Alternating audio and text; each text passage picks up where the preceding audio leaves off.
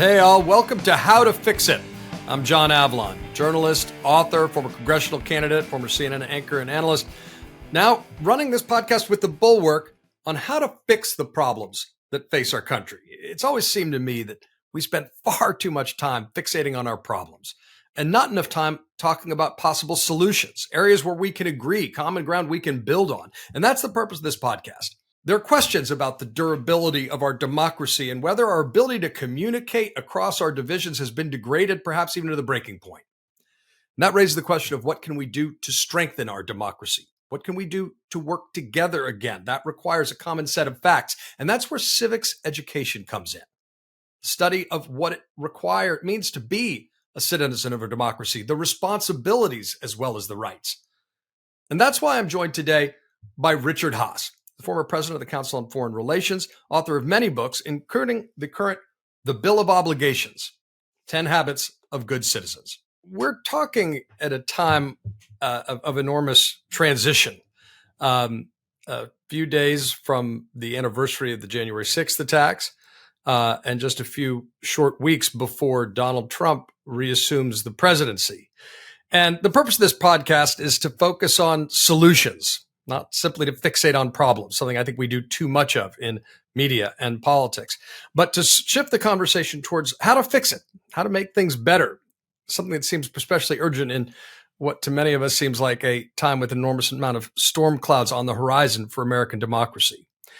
Which brings us to the question of civics education. How much can we try to re-inculcate these traditions, these democratic norms, these virtues, these values, which have eroded? I've always believed, Richard, that America is the first nation in the history of the world founded on an idea and not a tribal identity.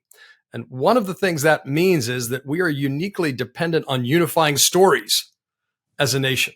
And it's why tribal politics are so uniquely dangerous to our nation. I wonder, Richard, first of all, thank you for joining us. But I wonder, as you look at the challenges we face today with Donald Trump about to resume the presidency, how much do you think civics education can be a corrective to what seems to many folks the degradation of our democracy? Well, lots there to unpack, John, and it's good to be with you as well.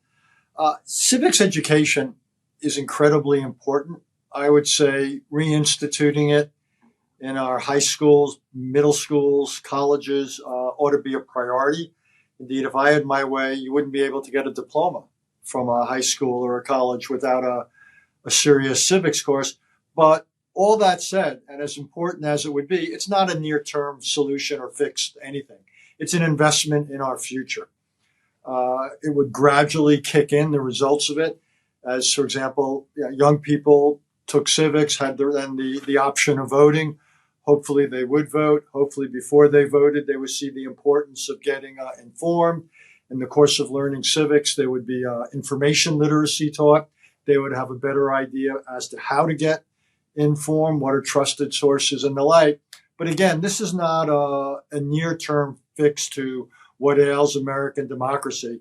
This is the sort of thing like renewed public service opportunities that would, over time, kick in and be positive.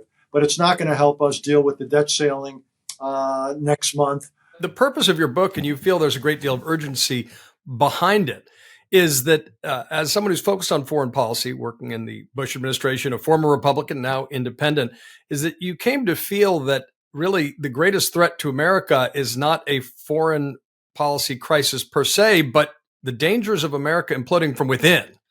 And you list, I should say, in the Book of Obligations, a list of 10 obligations. They're be informed, get involved, stay open to compromise, remain civil, reject violence, value norms, promote the common good, respect government service, and then promote the teaching of civics. Obviously, the rejection of political violence is something that maybe in the past didn't need to be said.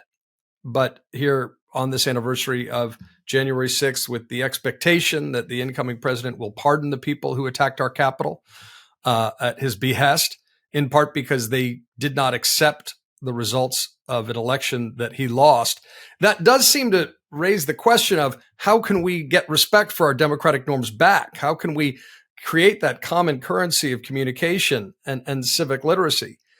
Well, I want to stay focused on solutions, but what went wrong? Only 24% of students a decade ago were able to pass basic proficiency levels in civics and education.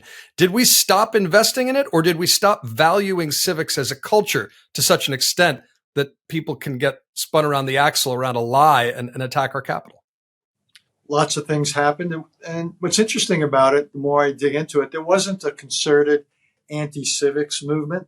It wasn't that a bunch of people stood up and said, we got to get civics out of the classrooms. It was a little bit like musical chairs. When the music stopped and we started saying you have to have a chair for STEM and a chair for this or that, civics didn't have a lot of backers behind it. I think a lot of people wrongly concluded it was something of a luxury or in any case, not a necessity. Oh, yeah, we can learn civics other ways. We don't need to teach it. So I think that was a big part of it. I think the loss of the hold of traditional media and the growth of social media, cable, AM, FM, satellite, what have you, meant that a lot of places began to traffic in information without certain, I'll be generous, standards or editorial principles. Yes. And the like. So I think we've had a degradation of our information culture, the backdrop to all that happens in the political space. And then our classroom, rather than doing more, our classroom started doing less. And that became, I think that's a pretty toxic combination. So we're at the point now, the phrase I use is, I care as much as you or anybody about the budget deficit. I worry about the civics deficit, that we're essentially graduating and bringing into adulthood a generation of Americans who simply don't know the basics. As you correctly said, this is a country founded on an idea. Well, what happens when we stop teaching those ideas? When we no longer can hold our elected politicians to account to certain norms if we're not familiar with the norms. So we've got a real problem.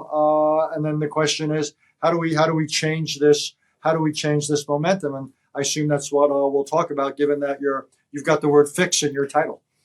That's the purpose of this, and that's where I want to go, because it's a little scandalous, right? I mean, we've seen a degradation of patriotism, some people feeling discomfort celebrating America. That's a problem predominantly on the left, but the alternative facts being presented on the right further erodes this. And there is no genie in the bottle problem with media, but I was so struck by one quote from the president of Johns Hopkins in your book, who said, "Our curricula have abdicated responsibility for teaching the habits of democracy."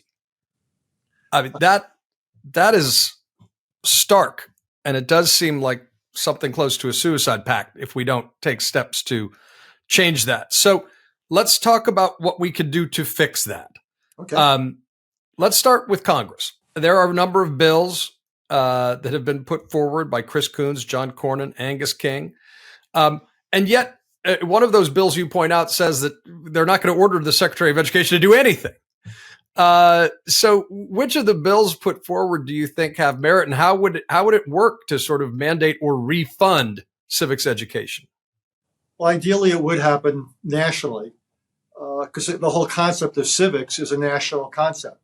So the idea it would happen at the state level or the local level is to some extent contradictory. There ought not to be a notion of civics in Alabama that's different than the notion in California or Colorado. In some ways, it defeats the purpose. That said, at the federal level, you've got a couple of problems, John. One is federal funding of education is small. It's not the principal driver of education funding in this country, say for middle schools and high schools. That's much more state and local. At the college and university level, again, a lot of our funding is private and independent. And then to the extent you get federal funding, you don't have a consensus on what civics ought to be. Indeed, I was stunned by the preamble to a piece of the legislation that I think you're alluding to. One of the bills that's been sitting there says nothing in this act can be construed as favoring a national civics curriculum. And I read that and said, gee, forgive me, call me madcap, but I kind of thought that was the purpose. So what is the purpose then? I mean, obviously the senators care enough to elevate it, but right. So what's the mechanism? Is it purely just incentives via funding? Well, if that's the case, it wouldn't be the worst of all worlds. If the federal No. government gave funding, its second best would be the federal government gave funding. I mean, first best, you have funding for a serious civics curriculum. Since we can't agree on that, then you'd have federal funding for civics to be taught, for teacher training, for civics in the classroom, and so forth. And then it would be up to states and others to spend that money. And I think my own view is it would be spent wisely in some places, not in others. So then it would fall to governors in many cases, and then parents. I mean, parents, who stood up and went to school board meetings to express views about history and so forth. Well, I would love to see parents coming to school board meetings and arguing for a serious civics education. At some point, we're going to get the education we deserve, rather than necessarily the education we want. So, like a lot of things in this country, the answer may not come from the top down. It may have to come from the ground up. There's also, by the way, at the university level, we got 4,000 colleges and universities in these United States.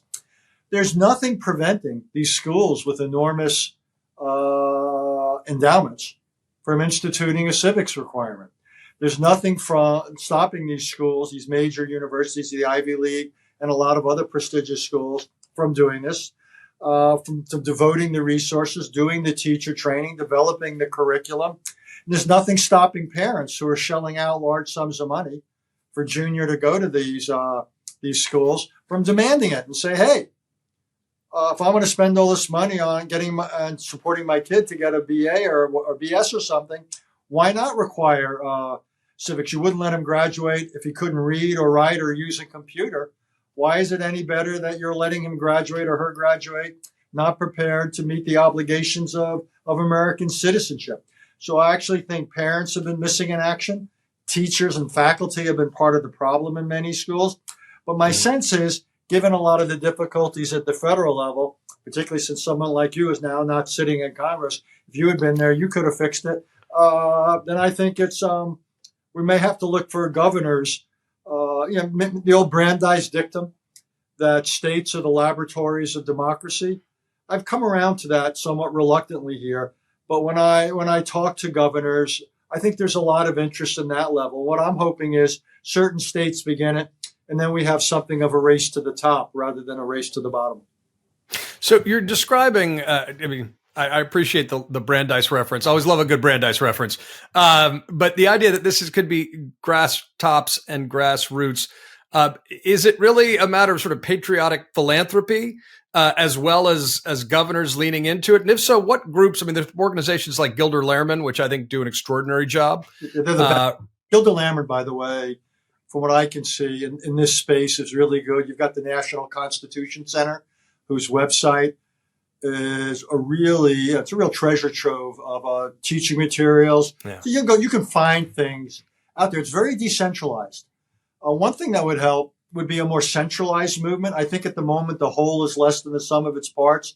You got various groups and organizations pushing it here, there, and everywhere, but it hasn't come together as a critical mass. But that you're talking about things that, over time could and I believe will make a difference. We should say there's also iCivics, which is run by the son of former Justice O'Connor, sure. Jay O'Connor. But I really do think that, this is something where people can step up and start to be the change they want to see, particularly if they're in a position of leadership in their universities from a donation standpoint, from a board standpoint, et cetera. Yeah, I agree. And don't get me started on this subject. But I would say a lot of America's foundations are not meeting their, shall we say, obligations, to use my favorite words. I would think there'd be few higher priorities than to get this right. Here we are. We're 18 months away from our 250th anniversary. This country of ours. And you'd have to be something of a cockeyed optimist to say, well, in 250 years or even 50 years, you're confident we're going to have a working, productive, viable democracy. That's in part what is actually motivating me. I mean, we're heading into the 250th anniversary of the country, and I remember the bicentennial barely at dim lit corners of my memory, but I remember there were things like Schoolhouse Rock, and there were actually public service geared towards kids that made teaching about civics and patriotism cool, or at least accessible. And we haven't had anything like that in decades, have we? No, we haven't, but there's things percolating out there geared to the 250th. I've been involved in any number of conversations. Two people I know are creating a choral work to be sung by choruses, performed by choruses all over America, based in part on this book, on the Bill of Obligations. And the idea is they've commissioned original music, and the idea is to get this performed in hundreds and hundreds of places around America, in schools, high schools, colleges, churches, you name it, in the run-up to the 250th. I did a documentary with PBS based on the book, and then we did learning resources. You mentioned iCivics. So I think there's a lot of things beginning to percolate. You know, as I go around the country talking about this, I get a lot of head nodding. People know there's something wrong. And what you and I are talking about, it wouldn't shock a lot of people.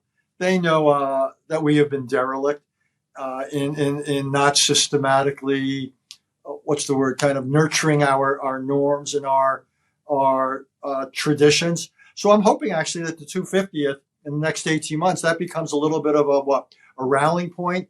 It galvanizes some action. But you do point out one of the places that ought to be opening up their wallets, which are foundations. We've got, through our tax exempt status, we've made it very easy for a lot of these places to accumulate enormous wealth. You now have individuals who have accumulated enormous wealth as recently as over the last year or two. What better use would there be?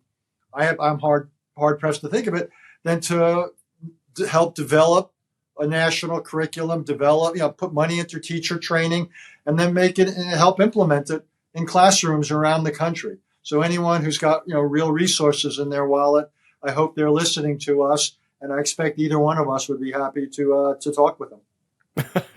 Well, this really is, though. I mean, if we are not teaching students how to be good citizens of a democratic republic, understanding that requires, to the whole point of your book, not just rights, but responsibilities, then we're sowing the seeds of our own degradation, if not destruction. I mean, that's the stakes. And so the idea that this has been on the back burner, I think that's what's led to our current inability to have a civil, constructive conversation as a country.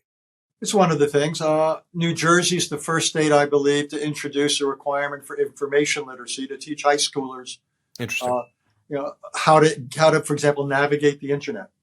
How do you recognize a fact and distinguish it from an opinion? How do you know something that's actually being paraded around as a fact but isn't? What are the qualities of newspapers that you can trust, or websites that you can trust, as opposed to those that you cannot? That kind of a curriculum, I would think, ought to be in middle schools and high schools in all 50 states. Well, governors and state legislators can make that happen. That's not even a civics curriculum. That, to me, is a component of one, or pre-civics, because we want citizens to be involved. We want them to go out and vote. But as Jefferson would say, and it's too bad he couldn't join us today, but if Jefferson were here, he would have said the most important thing for citizenship is to be informed. Well, that's something schools can do. We can help, make people, give them the skills to get informed. That's a doable task. Some of the other things, by the way, I know you're focused on fixing it. Well, what about the people every Sunday or Saturday or Friday who preach? Why can't they stand up on their pulpits and say, look, we all have strong views about X or Y, but nothing justifies using violence to advance those views. So here are people who have moral authority. Why can't they lend their moral authority to denouncing and delegitimizing political violence? That would help. That's something that people can do. So, my point is simply that to fix American democracy, there's something that religious leaders can do, educators can do, parents can do, political figures can do, foundation heads can do. there's work to be shared here, but everyone's going to That's have the to essence. to get involved. That's the essence of a democracy, of course, is that we 100%. all have responsibilities as well as rights. One of the challenges at putting forward a kind of any kind of unified curriculum, especially if it's decentralized with people stepping up and funding it, is as you describe in the book, sort of the current condition of history as a battlefield, right? As an extension of the culture wars, where you've got the 1619 project versus the 1776 project. And then there's the question of what's the unifying fact-based version of American history we can advance. Now, I can say we should have Ken Burns films all aired in every American high school, and that would do just fine for me. But how do you depolarize that debate so you can put forward a unified vision of American history that includes the good, the bad, and the ugly, but still says that, look, we're a great country, and you have responsibilities as a citizen of this country. Well, as you might have expected, I've given more than a little thought to this. So Yes. let me tell you an experience I had. I was years ago the U.S. envoy to Northern Ireland. Spent 3 years trying to do that, and then about a decade later, just over a decade ago now, it was 2013. I was brought back by the principal political parties of Northern Ireland, the 5 parties that were in the local assembly. And they asked me to help them deal with some of the intractable issues that were still bedeviling the region's politics. And the most significant was their inability to deal with, quote unquote, the legacy of the past, essentially the narrative of the 3 decades of political violence known as the Troubles. And at the end of the day, I didn't really succeed. So let me just park that for a second. But one of the things I learned in this was I was trying to get them to create a museum of the history of the Troubles. And it was exactly the issue you just raised, because you had one tradition, essentially a Catholic tradition, as opposed to a Protestant tradition. And the question was, how could you present something that would be broadly acceptable so it wouldn't add to the division, but rather it would be healing? And the conclusion I came to is there were certain things you could put out there, documents, dates, events. And those just happened. Those were universally accepted. What you couldn't do was insist on a single interpretation of history. And what you had to allow were competing interpretations of history. And I think that's essentially the recipe for this country, that there would be certain documents, the Articles of Confederation, the Constitution, the Federalist Papers, certain Supreme Court decisions and dissents, certain speeches, farewell addresses by some of the presidents, inaugural addresses, what have you. So you'd have things that everybody would be exposed to, certain dates, certain events, things happen. Now, we may have different interpretations of why the Civil War happened. Okay, so let people read different interpretations. The mainstream interpretation about slavery, minority interpretation, then have debates in classrooms. I think the idea is not to impose a single architecture or view of American history, but rather expose people to the documents, expose them to the facts, and expose them to competing views. That, to me, would be a pretty good approach. I'm going to go deep cut here on you, but in George Marshall's, the former General Secretary of State, Nobel Peace Prize speech, he talked about the difficulty of having grown up in the South in the aftermath of the Civil War and having 2 different interpretations. And part of his argument was we need to have a unified interpretation of the Civil War, so it's not different in the South than it is in the North. Obviously, these things are in tension, but that's part of getting people comfortable with civic debate again.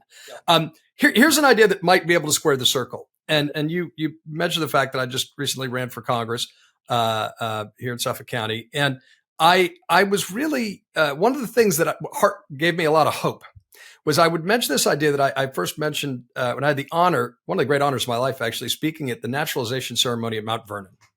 And if anyone's done this or gone to a naturalization ceremony, it is one of the most moving, hopeful things you could ever possibly participate in. And my grandparents are immigrants, so it's extra meaningful for me, although that's a common American story. But put forward this idea, and I'd say this on the campaign trail, and people would nod and say, look, every graduating high school senior should be able to take and pass the same naturalization test that new citizens do. It's just a set of facts. It's not a complicated test. It's not a difficult test. It doesn't deal with interpretation. It's just basic common currency of communication. basic facts about the structure and history of our country. I wonder what you make of that idea. Well, again, I might want to tweak it, but the idea that everyone, like in an AP course or whatever course, would be expected to be able to pass a test that raise certain issues, absolutely. And I think it's important to understand, as we used to say when we were kids, how a bill becomes a law, the structure of the federal government, then the federal system, and so forth. I think knowing the basics of American democracy are important. Again, that's why I'd also want exposure to some of the basic writings and documents. I'd also love to have debates in classrooms. I think debates are great things, by the way, in education, because one, you get up to speed on a subject, you go back to source material, and then at halftime, you switch sides.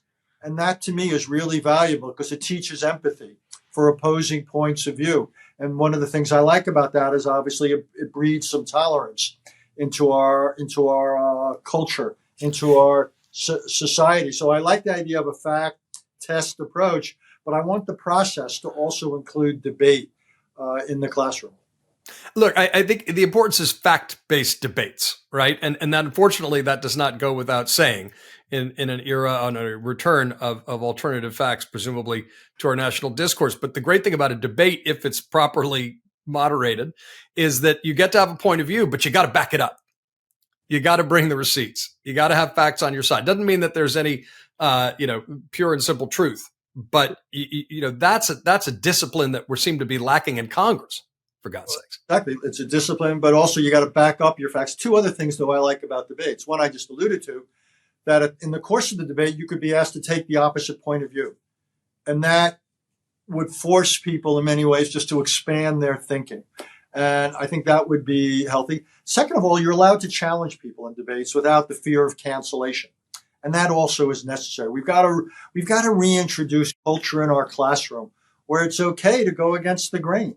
I hear from too many young people that there's now almost self-censorship in the classroom, that they're frightened to say certain things for fear that they will pay a price for it socially and so forth. So we need to create safe spaces in our classrooms. Or remove the idea that there are any safe spaces in society, but people can actually just say what they want and not live in fear of microaggressions. Well, that's the ultimate safe space where every space essentially is pretty open. And we need to reintroduce that, and that you can and should challenge people if they say something that you believe is at variance with the facts, or they present something as a fact when actually it's an opinion. And you say, well, you're entitled to your opinion, but that's an opinion, not a fact. That's the kind of conversation we want to have. And I can't think of a better subject matter than this one. It's so ironic, and you know this better than anybody. When you go back to the founding of this country, debate and all that was so central to what was created 2.5 centuries ago. And we seem to have somehow lost the thread today. History is a debate that never ends, but particularly in a democracy, we need to know our history. I want one other bit of legislation that's been proposed that you discuss in your book. This is sort of the learning by doing school, which is return to some form of public service. Maybe it's in exchange for full forgiveness of college debts. But the idea that you get people out of their respective cultural bubbles and you start working together in something that has a civic component. It's not just the military. It's the park service. Maybe it's working in local government, hospitals. Talk about that as a piece to this puzzle. It is a piece. And it's, the obligations I talk about in the book, 8 are obligations that really individuals have to do. Things like respect norms, reject violence, get informed, go out and vote, put country before party or person. Those are personal things. Those are individual. But 2 are matters of public policy. One we've been talking about, how to get civics in our schools. The other is public service. And you mentioned, you're right, the military is one, but there's dozens and dozens. I remember the Peace Corps, Vista, and things like that inside the budget. It's difficult to get it done at the federal level because spending is under such pressure. but it is possible to get it done increasingly at the state level. California has become probably the leader in initiating various types of new public service. One of their things, a climate corps, was then adopted by the White House probably about a year ago for national, as a national program. And you're right, it should be incentivized. You pay people to do it. Employers could say, hey, we are more likely to hire you if you have, say, 2 years of experience here, in the same way that they give veterans preferences. Instead of having unconditional loan forgiveness, I would have much preferred President Biden to have had conditional loan forgiveness. Yes. And this would have been one of the conditions that you do public service. And what I like about this is this country now is so siloed. And you grow up in a red county in a red state, and you go to this church and you listen to this radio station and you watch this cable station, and you don't meet anybody who isn't like-minded. Well, that is dangerous. And what we need to do is bring back ways in which Americans come to meet Americans who are different. And if we do that, then I think it creates a backdrop where, again, we have a much better chance of avoiding violence. And we have a much better chance of hopefully reaching some compromises. So if I could think of the two public policy fixes, to use your word, one is civics, the other is public service. And again, I've talked to any number of governors about looking at what California and some other states are doing. Westmore is interested in Maryland, yes, as well, and piloting programs. And again, it may be you can get private sector support, or individuals can support it. It doesn't just have to be tax, resources gleaned from taxes. But I think this has tremendous appeal and tremendous potential. And again, it's not an instant fix. It won't help us next month or next year, but we need to invest in our future. And the two single best things I know are civics and public service. I think I couldn't agree more, at the risk of sounding like we've got an amen corner going on here. But it really is, you reap what you sow. And these are not turnkey, but they're absolutely essential for restoring some stability and sense of civic responsibility back to citizenship. And that seems to be what's lacking. They're also doable. We're not talking about the impossible dream here. The two things we're spending most of our time talking about, we can do these things as a country. And again, we'll have to decide, where the resources come from and where the push is. But I actually think there's a tremendous role here for the private sector, from wealthy individuals, from foundations.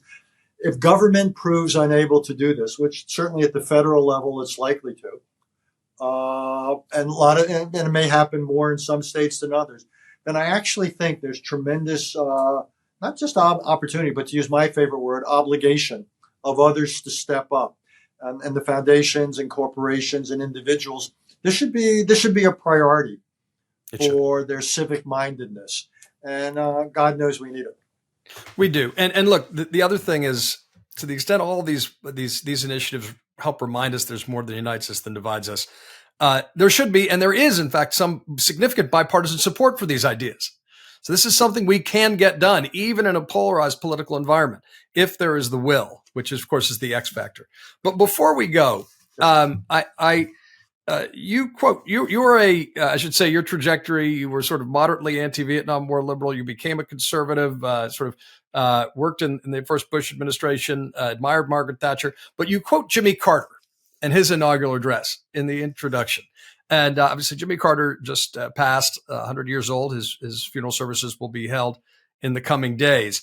And I want to read you a quote, because it really struck me in terms of what it says about our time and the challenges we face. Carter said in his inaugural address, "Our nation can be strong abroad only if it is strong at home.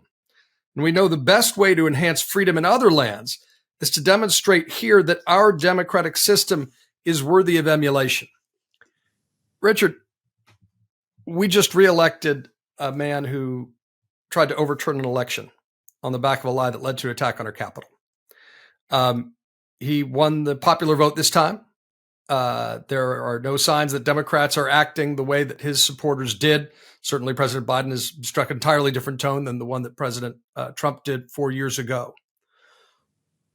But that leads to some folks to feel a degree of civic despair about the example our nation is setting. And certainly there are autocratic rivals around the world that want to diminish the idea of democracy, and diminishing American democracy is the fastest way to do it.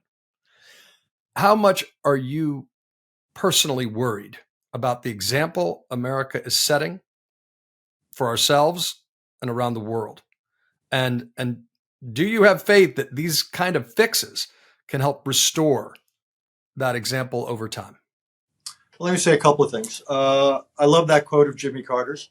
I should also, full disclosure, I worked for Jimmy Carter in 1979 and 80, just to show how old I am, in the Pentagon. And I've got to know him better, actually, over the years since. I think he's right. I never thought we were very convincing when we sent diplomats like me around the world preaching to people about democracy. The strongest democracy tool we had was the power of example. And if we showed that American democracy worked and it went hand in hand with a thriving economy, trust me, others would want to be more like us. And when we showed that American democracy was not respecting rights or wasn't producing good economic policy, we did damage to it as a model. I think the best thing we often did, John, is we fixed our problems. One of the greatest things we ever did to promote democracy around the world was the civil rights movement. Huh. Wasn't that we didn't have real deep-seated problems here? Of course we did. Of course we do. But the fact that we were willing and able to address them through the courts, largely through nonviolence, through the law, what a powerful message about democracy. And we've expanded rights for people of color or women and so forth. That's how it's foreign policy by example rather than foreign policy by talking points. So I agree. And the question is, coming back to what we've been talking about, we've got to get back to that. And events like January 6th set us back. It makes it difficult for us to preach. Events like the Iraq War make it difficult for us to tell others they should act with restraint. Events like the 2007-8 financial crisis undermine our ability to tell people to act responsibly economically. So, I once wrote a book with the title "Foreign Policy Begins at Home," and it does. So Jimmy Carter's right. We're going to have tests over the next 4 years. I'm a little bit more upbeat than some others, in part because I think we're already beginning to see it. There'll be divisions in the administration and between the administration and the outside. And even though you've got one party control of the White House, the Senate, the House of Representatives, and you've got a Supreme Court that tilts their way, my sense is there'll be enough divisions that there might even be a degree of checks and balances. And we still have the power of the private sector, we have the power of the media, civil society, and so forth. So, one ought to, keep hope, and more important, stay involved. The biggest mistake people who care about democracy could make would be to give up. Democracy is a process, and I think you double down. If you're worried about it, you get more involved rather than less. At the end of the day, you know this, like your example of it. It can't be a spectator sport. Democracy is, you've got to be all in. I think that's exactly right. And for those folks who are tempted to lean back and to sort of try to put their heads in the sand for the next 4 years, don't. Be defiantly optimistic. Lean into it. Be more engaged, not less. That doesn't mean you need to make yourself crazy every day, but I'm reminded always of that quote from one of my political heroes, Daniel Patrick Moynihan, who said, do I apologize for defending a less than perfect democracy? I do not. Find me a better one. Richard Haass, thanks for joining us on How to Fix It. Thank you, John, and stay in the arena, my friend. I will. You too. Take care.